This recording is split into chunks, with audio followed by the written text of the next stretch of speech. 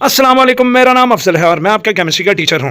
पिछले 25 सालों से पढ़ा रहा हूँ, मेरे तजर्बे से फ़ायदा उठा लो।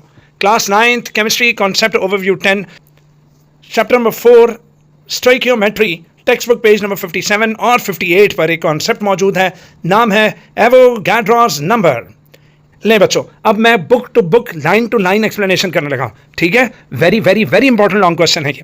सो एवोगाड्रोस नंबर कहता है in a chemical reaction large number of atoms or molecules of reactants react to give products। एक केमिकल रिएक्शन में ढेर सारे एटम्स और ढेर सारे मॉलिक्यूल्स की तादाद हिस्सा लेती हैं। रिएक्टेंट्स के ढेर सारे एटम्स, ढेर सारे मॉलिक्यूल्स हिस्सा लेते हैं और आपस में रिएक्ट करके प्रोडक्ट्स बनाते हैं। Point 2, we want to know the mass ratio in which reactants react and express these in mass in grams. वो कहता है जनाब, हमें रिएक्टेंट्स के आपस में रिएक्टिंग रेशो हमें पता करनी है कि कितने गुना रिएक्टेंट ए हो और कितने गुना रिएक्टेंट बी हो और हमारे पास कितना गुना प्रोडक्ट बनेगा। तो हमें मैस रेशोज पता होनी चाहिए रिएक्टेंट्स की। Got it? और ना सिर्फ पता होनी चाहिए, हमें एटम्स और मॉलिक्यूल्स नहीं भैया, हमें ग्राम्स में इनकी मिकदार चाहिए। हमें किस में चाहिए? हमें ग्राम्स में इनकी मिकदार चाहिए होगी। हमें रिएक्टेंट्स और प्रोडक्ट्स एटम्स या मॉलिक्यूल्स के हिसाब में नहीं, हमें ग्राम्स की शक्ल में चाहिए। लो बच्चों, एटम्स और मॉलिक्यूल्स के झमेले से निकलकर ग्राम्स में जाने के लिए हमें टू अचीव दिस, ये चीज़ हासिल करने के लिए we need to transform the concepts of chemical formulas and atomic mass units. हमें केमिकल फार्मूलाज और एटॉमिक मास यूनिट्स के इन कॉन्सेप्ट्स को यूज़ करना होगा। That helps us to know the masses of the reacting elements and compounds in grams. तो हमें मदद लेनी होगी केमिकल फार्मूलाज और एटॉमिक मास यूनिट्स की, ताकि हम रिएक्टेंट्स के ग्राम्स फाइंड आउट कर सकें कि कितने ग्राम्स ऑफ रिएक्टेंट्स हमें चाहिए, ताकि हम क्या बना सकें, उनके प्रोडक्ट्स बना सकें। लो जी, नेक्स्ट पॉइंट, एवोगाड्रो एक इटालियन साइंटिस्ट था जिसने हमें यह हेल्प किया कि किस तरह आप एटम्स और मॉलिक्यूल्स की तादाद से आप मैस इन ग्राम्स निकाल सकते हैं, ठीक है। आप एटम्स और मॉलिक्यूल्स की तादाद से, आप एटम्स और मॉलिक्यूल्स के नंबर से, आप नंबर ऑफ पार्टिकल्स से किस तरह mass in grams find out कर सकते हैं, ये हमें किसने बताया? एवोगाड्रो ने। So Avogadro an Italian scientist helped achieve this objective. Got it? Next आया, मैं एक एग्जाम्पल से स्टार्ट करते हैं। ले जी, मैं यहाँ पर कार्बन लिख रहा हूँ और कार्बन का मैं रिएक्शन करवाने लगा हूँ ऑक्सीजन के साथ।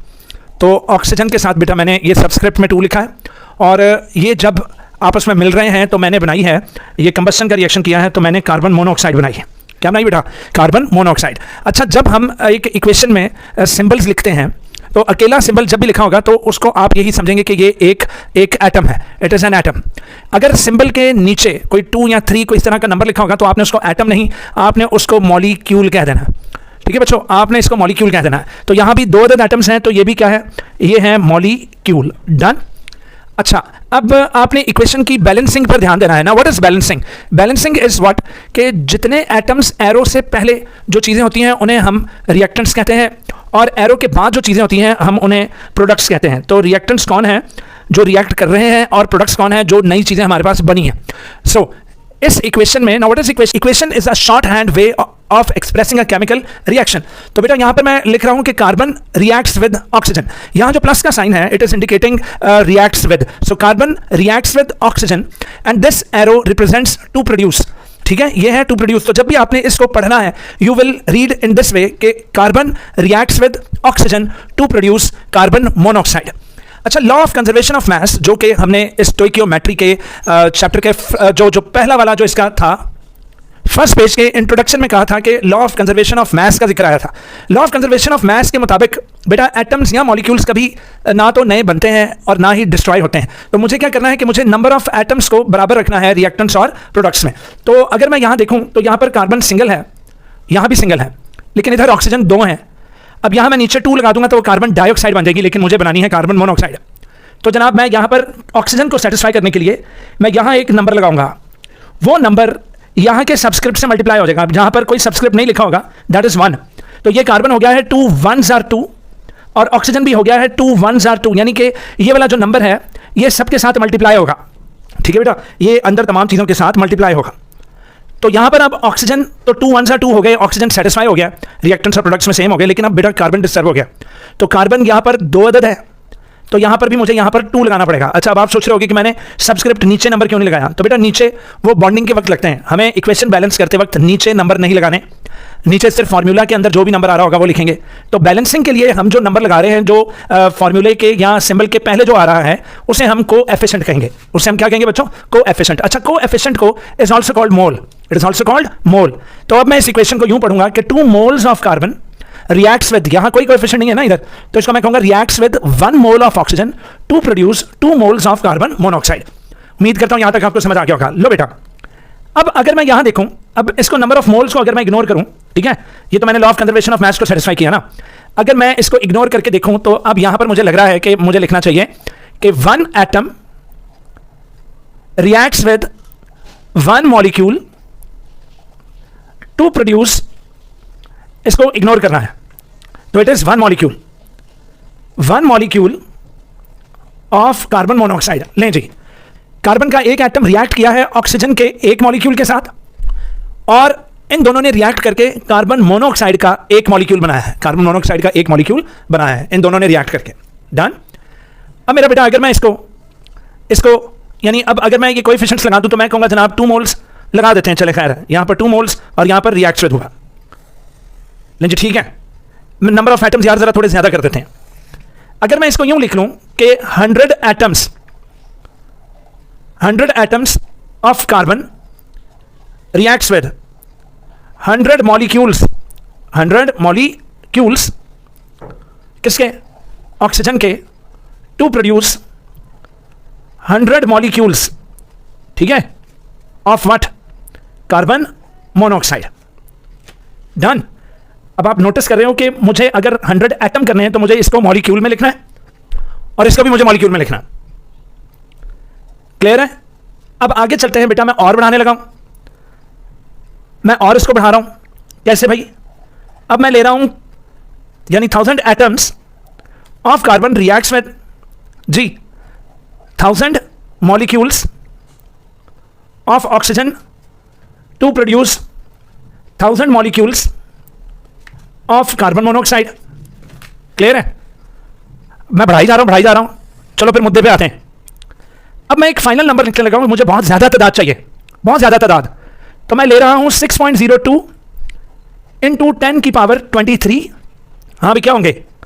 एटम्स इसके कार्बन के, जो रिएक्ट करेंगे किसके साथ बताओ भाई? 1 1 1 100 100 100 1000 1000 1000। तो ये 6.02 इंटू 10 की पावर 23, मतलब 6 पॉइंट यानी 6 के बाद 23 डिजिट्स और हैं। Got it? ह्यूज नंबर ले लिया मैंने। तो कार्बन मोनोऑक्साइड की दफा भी बताएं भाई कितने होंगे? 6.02 इंटू 10 इज पावर 23 मॉलिक्यूल्स होंगे। ठीक है, यहां जगह नहीं, मॉलिक्यूल्स हैं, क्योंकि ये मॉलिक्यूल चलते आ रहे हैं। अब अगर मैं नंबर ऑफ मोल्स देखूं तो यहां 2 है और यहां 2 है, तो नंबर ऑफ मोल्स के लिए बेटा ऊपर चलते हैं। तो यहां 2 मोल्स मुझे इससे मल्टीप्लाई करने पड़ेंगे, यहां कुछ नहीं क्योंकि ऑलरेडी 1 था, तो मुझे इससे भी 2 को मल्टीप्लाई करना पड़ेगा क्योंकि नंबर ऑफ मोल्स मल्टीप्लाई होते हैं। ये नंबर ऑफ मोल्स हैं जी, यहां 2 और यहां भी 2 से मल्टीप्लाई होगा, इधर भी 2 से मल्टीप्लाई होगा और यहां भी 2 से मल्टीप्लाई हो जाएगा। ये रिएक्ट कर रहे हैं। अब बेटा यहां भी 2 मल्टीप्लाई होगा इससे एटम्स, और यहां भी 2 मल्टीप्लाई होगा मॉलिक्यूल्स है। ठीक है, अब मैं इस इक्वेशन को थोड़ा नीट करके लिखने लगा हूं, इस इक्वेशन को। लो बेटा, मैंने जरा पेपर बड़ा ले लिया ताकि आपको ज्यादा क्लियर कट समझा सकूं। तो 2 moles of carbon reacts with 1 mole of oxygen to produce 2 moles of carbon monoxide, 2 moles of carbon monoxide. लें जी, तो बात यहां तक पहुंची थी कि 2 multiply by 6.02 into 10 is power 23 atom से, जो कि रिएक्ट कर रहे हैं 1 मोल को मैं 1 ही लिखूंगा, तो 6.02 इंटू 10 की पावर 23 ये है मॉलिक्यूल्स।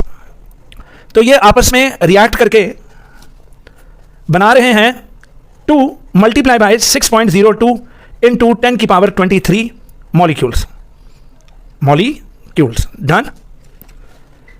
अब मेरा बेटा अगर मैं एक एटम का एटॉमिक मास लिखूं, साथ क्या लिखूं? Atomic mass. देखो मुझे ना ग्राम्स में इनकी वैल्यू निकालनी है। किसमें? ग्राम्स में। भाई मैंने फैक्ट्री खोलनी है और फैक्ट्री में मैंने कार्बन मोनोऑक्साइड बनानी है। अब मुझे ये एटम्स तो बहुत छोटी चीज़ें यार, एटम्स और मॉलिक्यूल्स भाई, मुझे ग्राम्स में क्वांटिटीज बताओ कि मैं कितने ग्राम कार्बन मंगवाऊं, मैं कितने ग्राम ऑक्सीजन मंगवाऊं, ताकि मेरे पास कितने ग्राम कार्बन मोनोऑक्साइड बने। और इसी का नाम स्टोइकियोमेट्री बेटा।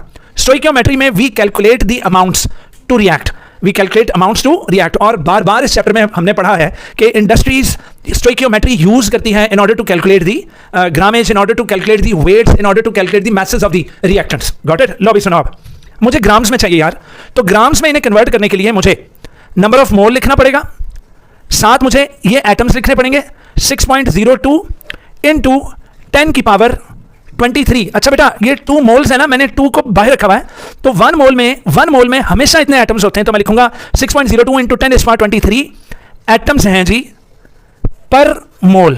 ये देखो अभी ये मैंने क्या किया है, एटम्स पर मोल। अच्छा आपकी आसानी के लिए मैं यहां लाइन लगा रहा हूं ताकि हम लोग मिक्स ना हो। Let it done. तो ये कार्बन की डाटा मैंने लिख ली, 2 इंटू इतने एटम्स 6.02 इंटू 10 की पावर 23 एटम्स हैं। और ये याद रखें एक बंदा था जिसका नाम था अमीरो एवोगैड्रो, उसने ये बात साबित की थी कि 1 मोल में इतने एटम्स होते हैं, कितने? 6.02 इंटू 10 की पावर 23 एटम्स होते हैं। बेटा इसी तरह इसके भी 1 मोल में 6.02 इंटू 10 की पावर 23 मॉलिक्यूल्स होंगे पर मोल। डन। और मेरे बच्चों इसी तरह सेम यूं ही ये मैं नंबर ऑफ मोल्स को मैं सेपरेट कर रहा हूं, 2 मोल्स हैं, लेकिन इसके अंदर तो मैं 1 मोल की कहानी लिखूंगा ना, तो 1 मोल में 6.02 इंटू 10 की पावर 23 मॉलिक्यूल्स हैं पर मोल। डन। लो बच्चों मुझे एटम्स तो नहीं ना चाहिए भाई, मैं बार बार कह रहा हूं मुझे एटम्स या मॉलिक्यूल्स नहीं, मुझे ग्राम्स में फिगर चाहिए, ग्राम्स में। तो बेटा अब इसके लिए एक ट्विस्ट आने लगा। वो ट्विस्ट ये है कि मैं करूंगा ये इसके नंबर ऑफ मोल्स को मैंने लिखा, और उसके बाद मैंने लिखा number of particles present in 1 mole that is 6.02 into 10 की पावर 23 एटम्स पर मोल।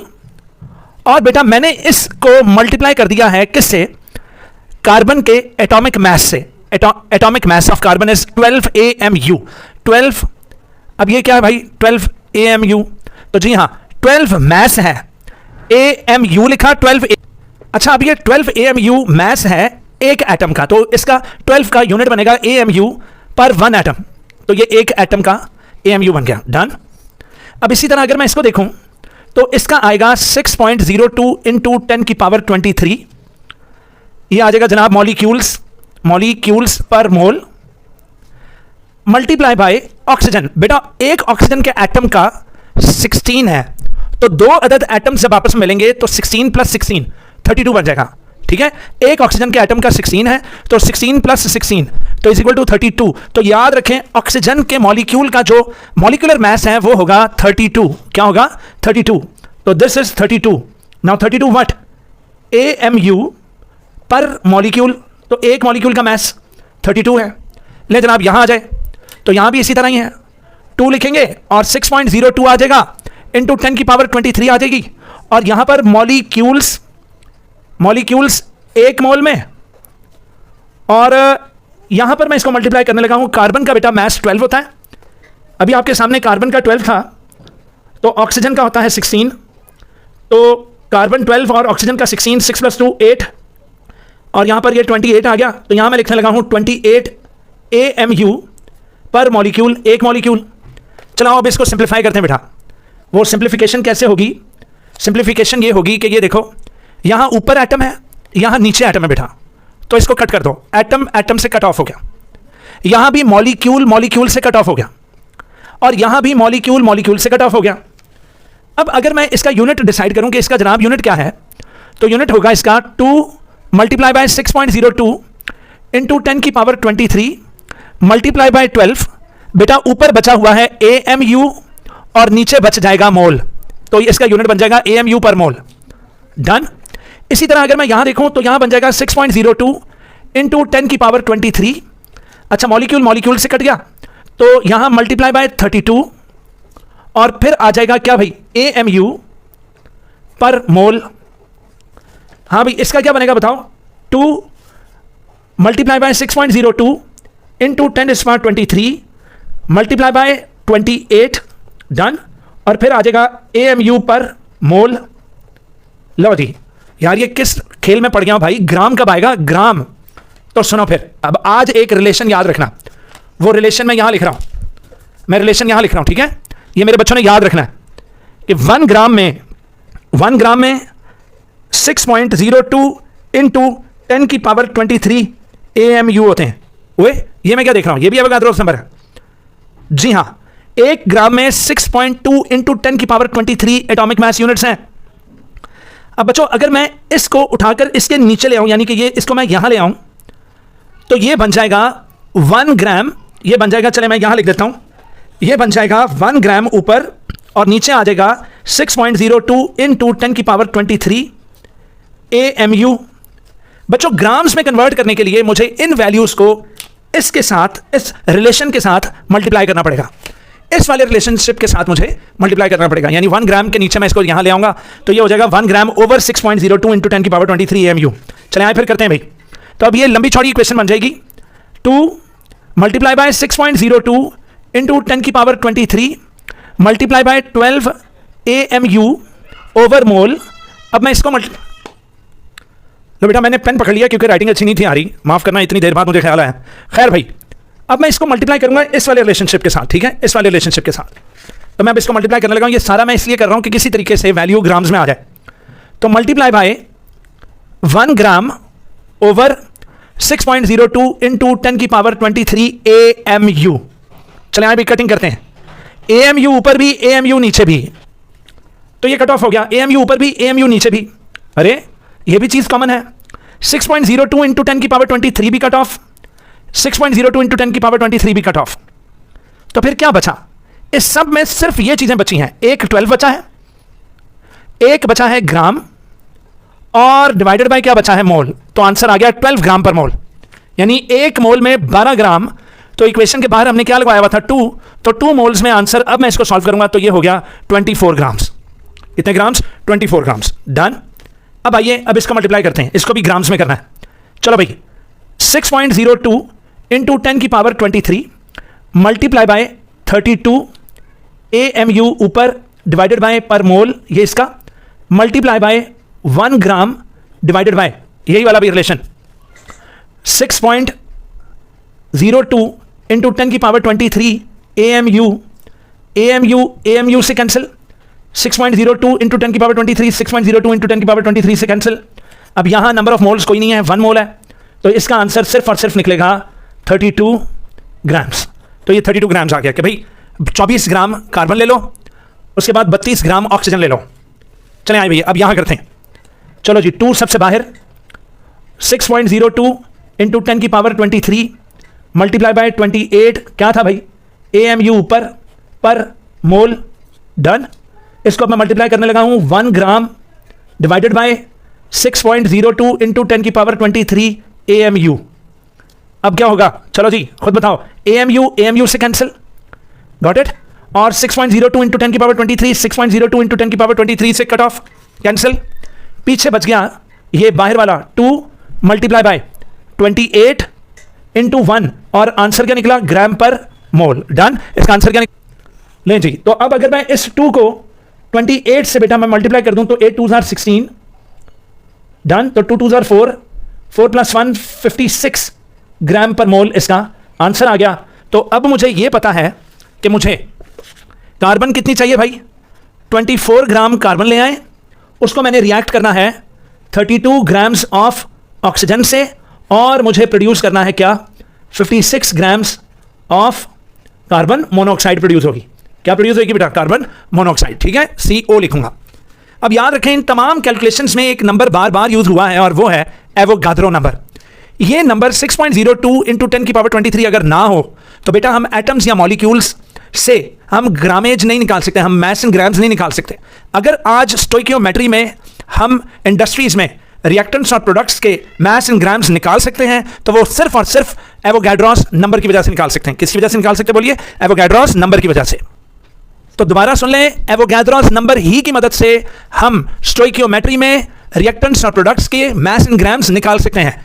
What is Avogadro's number? Come on, it is a huge number which is equal to 6.02 into 10 की पावर 23. And remember that जब मैं आपके जितना था मुझे भी ये चीज़ कोई 4 से 5 मरतबा पढ़ने से याद हुई थी। तो मेरी इस वीडियो को बार बार रिवाइंड करें, एक एक स्टेप को गौर से देखें, यह आपके एवोगाड्रोस नंबर की बेस थी।